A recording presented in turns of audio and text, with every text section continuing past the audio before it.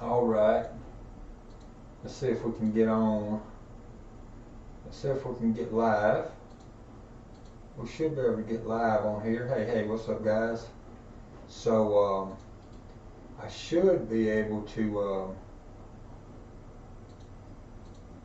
I'm going to test it. I'm going to do the day 28, the Midnight Madness day 28 challenge. Day 28 of 30 challenge. Now let me see if that added to it. So that should have put something in the comments, but apparently it didn't. So what's up with that? Let's try to refresh that one more time. Let's see if we can get it this time. Oh, I wasn't in the right one. Midnight Madness day 28 of 30 challenge. See if that come up on my. Yeah, so there it did. It did come up that time. So I do need to adjust that one just a little. Not that. I want to adjust that.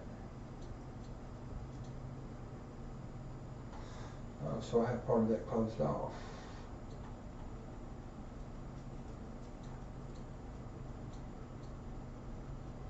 Okay, so let's do it like that right there. Might have too much of it closed off. We'll see how it goes. Alright, so first things first, I've got my bankroll right here. I think Midnight Madness posted earlier on the chat and said I was over 2,500. So here's my bankroll. Let's put the 640 up. Even though it's not working on the come out, we're going to get the 640 up. Alright, so we got the 640 up. We're only looking for a come out roll. So right here, 3236 for the come out. We're just trying to establish a point. I said we're only looking for a come out roll. That's not correct. We're only trying to establish a point. We're not working to come out.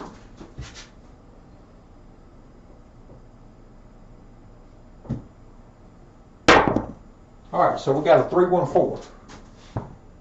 314 is our point established. So we have a point established over 4. We have our, that's an on-axis single pitch. 3236 is our dice set. We're looking for one box number hit.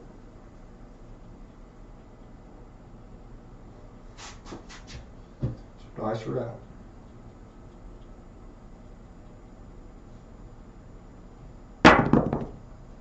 And there we got it. We got a 5-1. We got a 5-1-6, which is an on-axis primary hit. So there it is. So we got a $140 winner for day 28.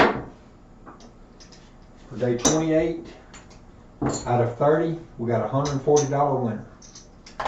The 620 pays 140. So there we go. I'm going to update the stats. Appreciate anybody watching. And I'm going to update the stats, and I'll send it over. Oh, you can't see the 5. My bad. That's in the corner. I just noticed that. So right there. So okay. So I just noticed it up there. So I've got to adjust that camera a little. That's no worries there. I can do that. My cord's just a little short, so I don't have that position just right yet. I can work on that. But I have to get a little bit more of a cord. This might get me. Let me see. I can go down just a little more right there. Now that don't take me as far out. I kind of don't like that a little bit. I like to be able to go a little further out. I'm just going to go right there. That should be closer to what I want. Yeah. So anyway, we've got a $140 profit off of day 28 of the 30-day challenge. So my come out roll was a 4. The next roll was a 6. So 516 off of 3236. This was an on-axis primary hit right here. All right, so I'm going to send that over to Midnight Madness, and I appreciate you guys watching. And that's it for the moment. Thank you guys. Hey, what's up, Robert? What's going on? Yeah, I was just doing the Midnight Madness day 28 on the challenge. So my come out roll was a 4, and then I followed with a 6. So I had my 640 across, netted me a profit of 140.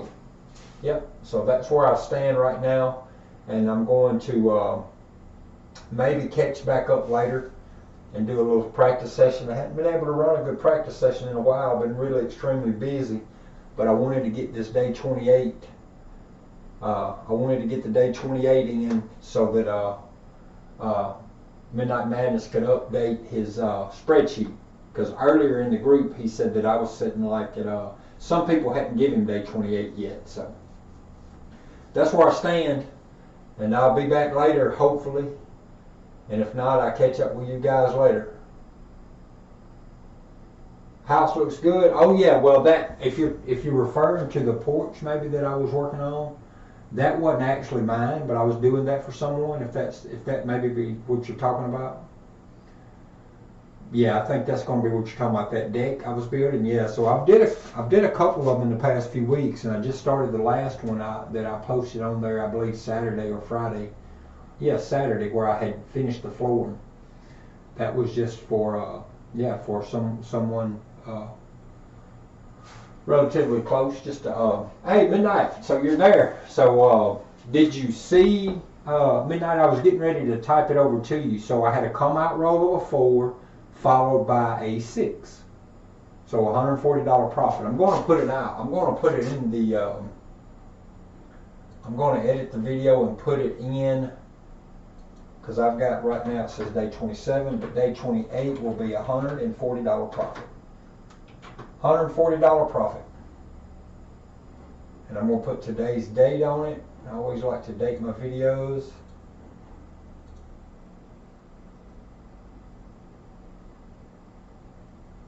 Alright, I've got that going to be saved.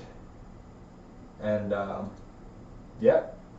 On that note, I appreciate you guys tuning in, and as I was saying, I might get a chance to come back a little while from now. I'm just now starting to get my OBS set back up.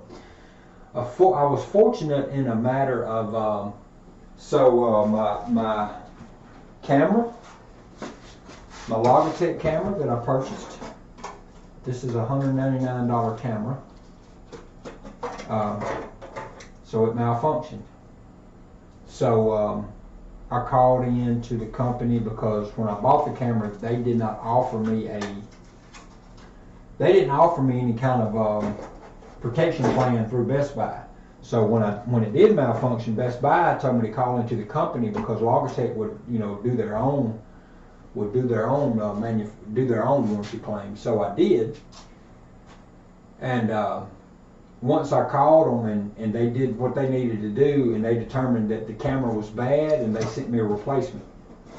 So whenever they did all that, they said, well, just keep the old camera and dispose of it yourself. Well, come to find out, it wasn't even the camera that was bad, it was the cable. So I took another cable, which is very short, it's only about 2 foot, and I've got the Logitech camera that I initially paid $199 for, and I've got a brand new one that they replaced. But basically it was this. So I haven't opened this box, but I'll show you what I guess what ended up being the malfunction was this part here. So I got to keep, well, like I said, they didn't really say keep it. They said do whatever you want to with it. Dispose of it, do whatever you want to. So I got this, this ended up being the problem to the camera.